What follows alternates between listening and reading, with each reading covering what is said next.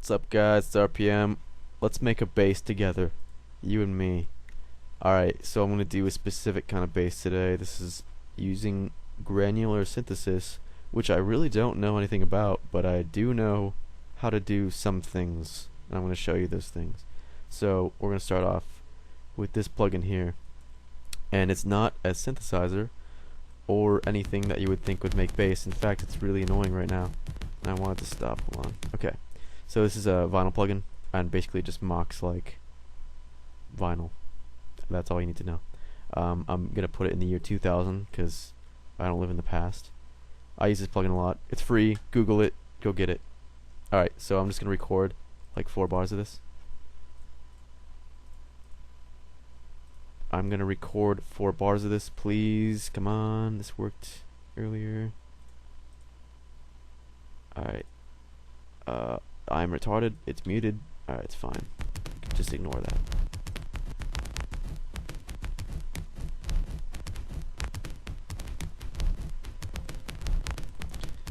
Okay. One thing I don't like about this plugin is it just keeps doing that no matter what. So we got about 4 bars of just this vinyl scratch. As you can hear, there's some bass in there. There's some sub in there, so we're gonna use that. We're gonna need to bring the fruity granulizer into here. I've never used another synth another granular synth, so, and I don't exactly know what these knobs do specifically, but all you want to do is just drag your clip into it, and you can play it. It's gonna do nothing on default, and I'm gonna play with these knobs until something happens. I know it's like grain spacing, wave spacing. I just don't exactly know which. I haven't taken the time to figure out what everything does, except for this right here. You can just kind of like make this wiggle. That's pretty much all I know exactly, but I'm just gonna play with them until I can get a sound that I think has potential.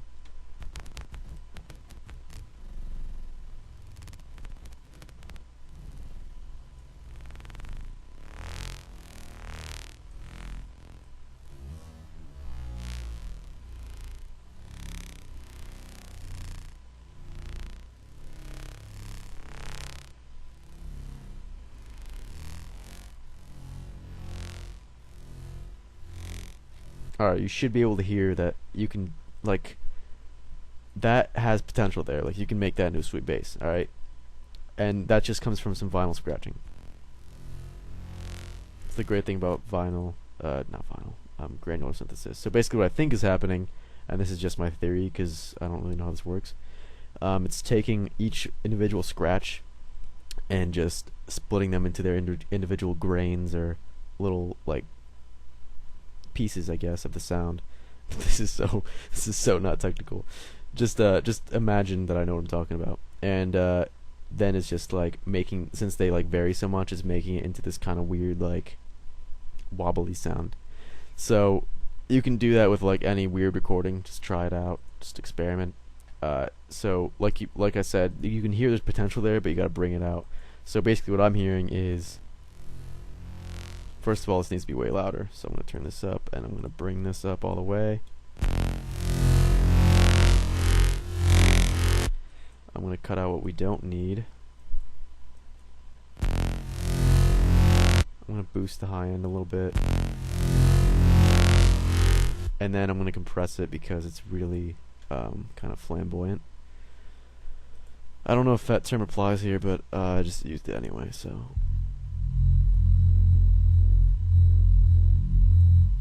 Compress it a fair bit. This is Maximus multi-band compression. That's all. Pretty simple. All I'm doing is compressing it with this guy, and then I'm merging the stereo completely to the center. This is 200 hertz and below. This is being merged a fair bit. These are the mids. And this time I'm going to saturate this a little bit. And then I'm going to leave the stereo image alone for this, compress it again, and saturate the highs a little bit. And then I'm probably going to leave, we'll just give this a little bit of saturation. Actually, I'm going to bring the threshold down a little bit so it acts more like compression. And I'm going to compress it a little bit just to even out the signal. Just to, like, really, like, gentle, loving compression. There we go. So now we have, like, the basis for a bass. I'm going to make a 4-bar pattern now.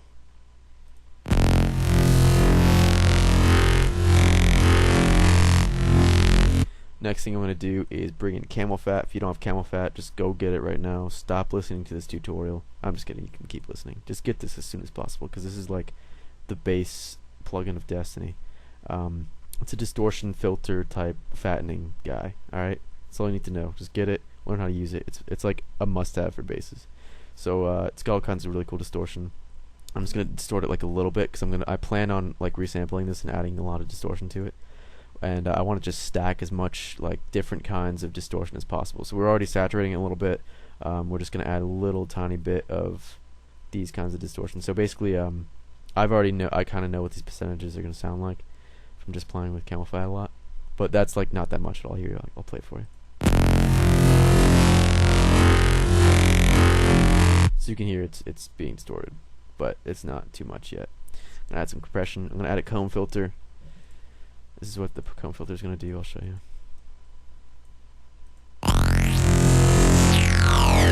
Sounds stupid like that, so I just want a little bit.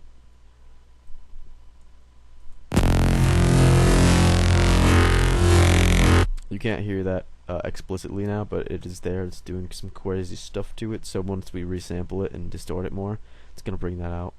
It should, at least. That's my theory.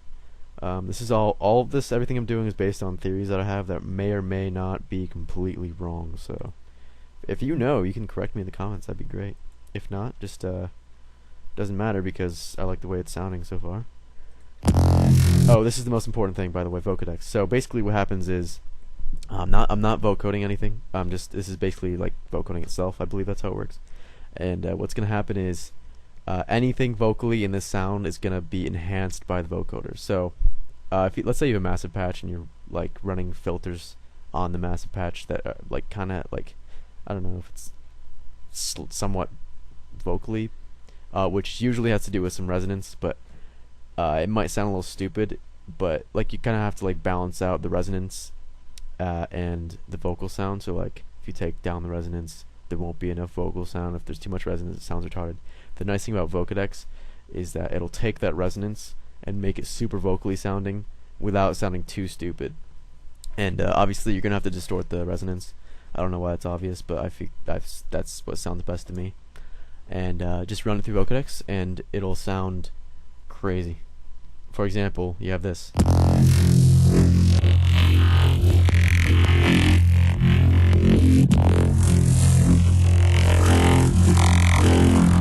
So basically, that was just like really quick. I know. I'm not gonna go through vocodex because I don't even really understand it. Mostly, it's really complicated stuff. So the order, as far as I understand it, this is not that much. Like the effect of the vocoder isn't that intense in order 1. Order 4, super vocodery. Bandwidth all the way up because I want the high end nice and crisp and present.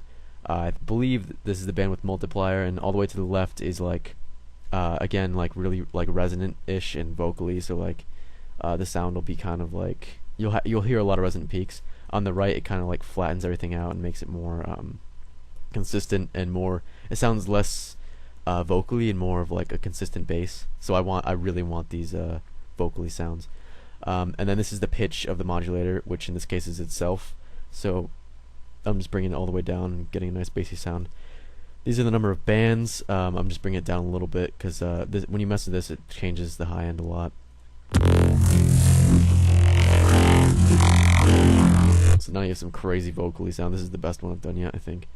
And then that's kind of like the bass sound. So from here on, you want to go and resample it after this next step.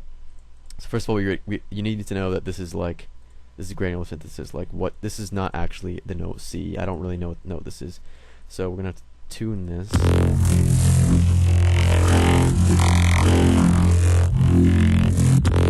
There are a couple ways to do that. You can do it by ear if you're not like tone deaf and autistic like me, or you can do this, which doesn't always work, but it should. You can just throw it into new tone, which is actually, it's like a Melodyne plugin. And this is telling me that the bass note is actually F. You're gonna get some weird stuff because it's meant for vocals, but this doesn't work for everything, by the way. I'm just gonna center it completely.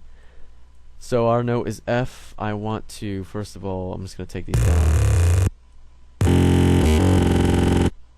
That could do something weird, I don't know. I'm actually not gonna do that. Leave that alone, and we'll just move everything together. So I don't want this to be an F. Let's say, obviously, you're gonna be working in a song, so you just want to tune this to whatever key you're using the song in. Or if you're just making a sample like I am, you can just, I don't know, either, doesn't really matter, I guess. I want it to be E, so I'm just gonna pitch all this down. Why is this not doing that? Come on, move down. There we go. Alright, so now my bass sample is at E.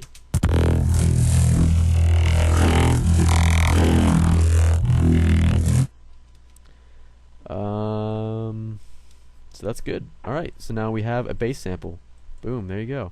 Now, the first thing you're gonna not want to do is